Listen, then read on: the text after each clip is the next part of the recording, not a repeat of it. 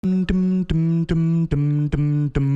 bekerja sehari-hari untuk belanja rumah sendiri. Walaupun hidup 1000 tahun, kalau tak sembayang apa gunanya? Walaupun hidup 1000 tahun, kalau tak sembayang apa gunanya?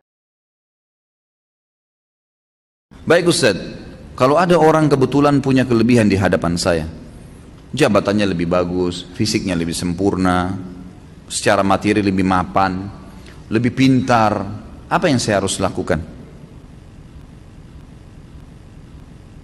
Kalau ada orang yang sudah kaya, lalu saya bilang kepada ikhwat dan akhwat sekalian, doain dia supaya tambah kaya.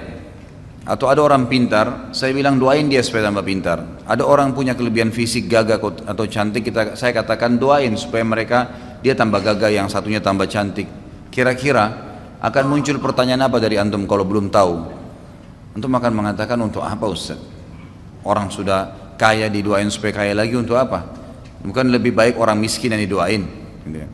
Atau orang gagah dan cantik, atau orang yang pintar, bukankah lebih baik orang bodoh yang didoain supaya pintar? Atau ya orang yang memiliki kekurangan fisik dimintain dan doa sama Allah supaya jadi gagah dan cantik? Maka saya katakan memang boleh saja, tapi yang penting intinya mendoakan orang yang sudah punya kelebihan agar Allah lebihkan lagi. Sebenarnya secara syariat kita sedang mendoakan diri kita kepada Allah Subhanahu wa taala.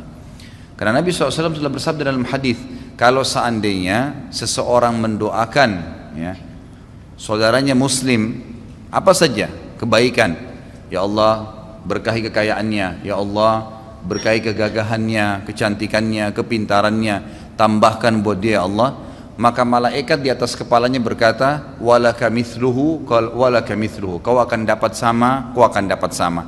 Jadi sebenarnya kita sedang mendoakan diri kita, dan doa ini diaminkan oleh malaikat yang langsung berhubungan dengan Allah Azza wa Jalla. Artinya kita kalau lihat orang kaya, ya Allah berkahi ya Allah, kita sedang minta diberikan kekayaan, tambahkan kekayaan dia, kita minta tuh. Dan juga kata para ulama, dengan doa ini kalau Allah ijabah, maka selama mulai detik itu, selama dia diberkahi hartanya lebih banyak, semenjak itu semua pengeluaran dia yang berbau pahala kita panen pahalanya, karena kita mendoakan.